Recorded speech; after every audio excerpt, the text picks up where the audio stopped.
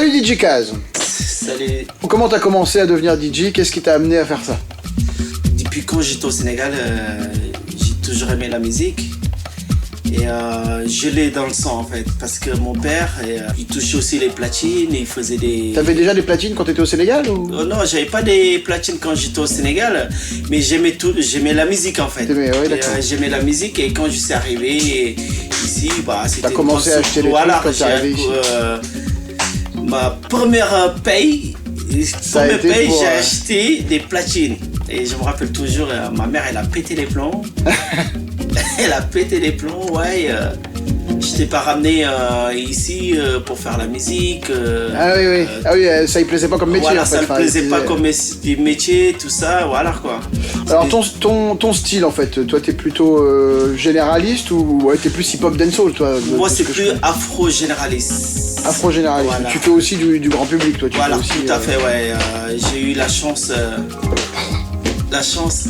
Ah, c'est pas grave, vas-y, viens dans l'écran. Il y a le petit qui est juste là, vas-y. Voilà, futur DJ aussi, donc il peut déjà... ouais. Ton public, toi, en plus, tu fais un peu de tout. Tu fais des soirées privées, tu fais aussi du club. Tout à fait. T'es à la fois... T'as jamais été résident club, par contre, à chaque fois. À l'époque des DJ dub, de temps en temps, j'ai mixé quelques... L'Hexagone, non avec l'Hexagone, j'ai mixé de temps en temps Winston. Oui, bah oui. Qu'est-ce qui te plaît dans le fait d'être DJ, en fait? Franchement, c'est le retrouvail du public. Le public, parce que sur ce milieu-là, en fait, tu trouves pas tout le temps les mêmes têtes. Oui, bah c'est clair. Voilà.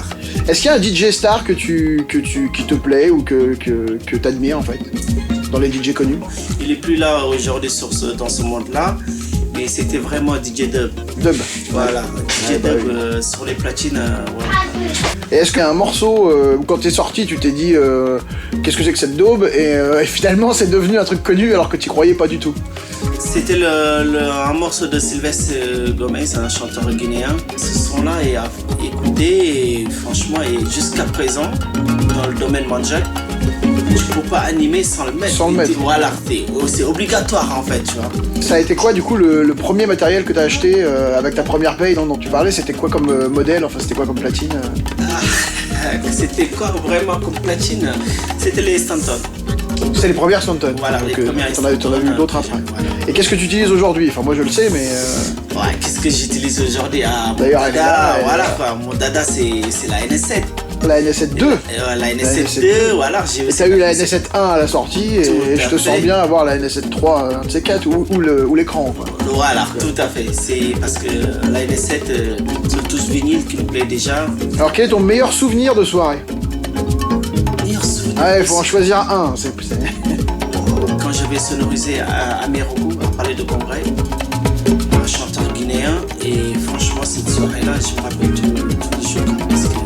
C'était énorme, c'était énorme, il était énorme sur scène. Et quel est ton pire souvenir de soirée? Pire souvenir de soirée, pire, franchement, c'était à l'époque quand j'ai débuté. J'avais pris un contrat en mariage. Un mariage de chez nous, il y avait à peu près plus de 600 personnes, 700 personnes.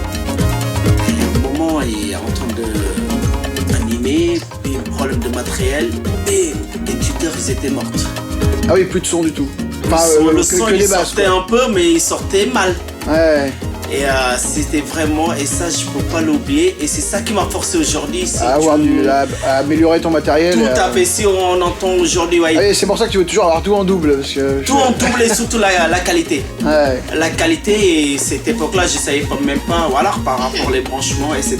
Ça m'a servi des leçons. Quels sont tes projets pour l'avenir? On arrive vers la fin. Pourquoi pas te sortir un mixtape? Juste en bonus, je te donne un style de musique. Je te dis le style de musique et toi tu me dis juste du tac au tac, tu me réponds un morceau, qu'est-ce que ça t'inspire comme morceau, ok? Par exemple, David Guetta. David Guetta. Le morceau de DJ Snake, Nathalie Narose, Almirati, Kassab. Ok, bah, j'ai fait le tour, merci beaucoup, DJ Kaz. Allez.